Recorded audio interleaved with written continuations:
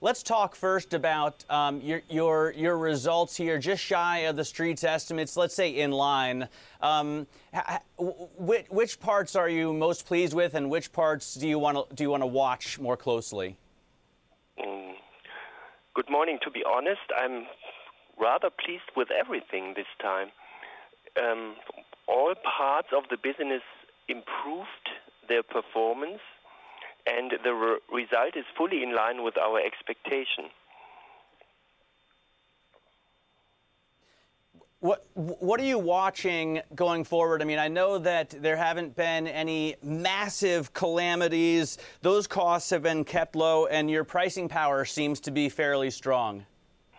Yeah, we've had a series of 5 uninterrupted years of pretty low major losses, which is on one hand good for our results, on the other hand somewhat difficult for the discipline in the market.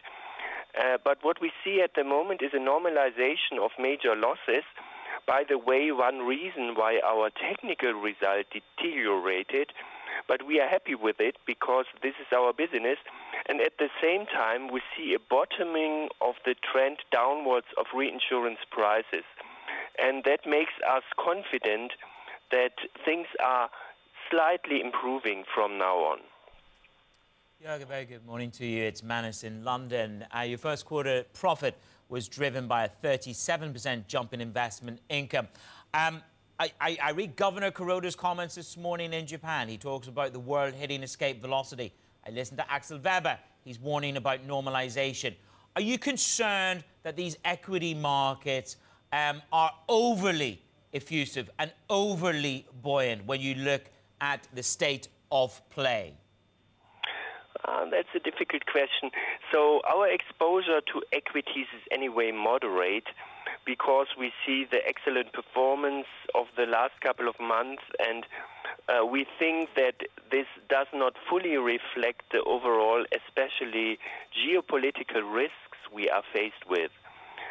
For us, 85% of our investments are invested in fixed income securities, and therefore we would welcome a normalization of ECB policies.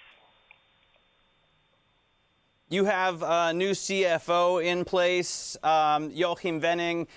I wonder, you know, Allianz is doing things that investors like, including paying back, giving them back some of the share of profits. Do you see anything possibly, are you able to do something like that? Is that a possibility for Munich Re? Munich Re has been buying back shares for years now, so we have the best track record in the industry, if I may say so, with that regard. So our the shareholder participation in our success has been uninterrupted for the last couple of years with ever-growing dividends, slightly growing dividends, and a more or less constant program of share buybacks. Therefore, we are very much in favor, especially at times where our opportunities for organic or acquired growth are somewhat limited by the circumstances. Yeah, one final question. You hinted there that you would welcome the improvement, the change or the road to normalization by the European Central Bank. Do you see any of the changes in language coming sooner than the market anticipates? Do you think that they will hint of a changed timeline and rhetoric in June? Give me your timeline and choreography of what you hope for in terms of the ECB.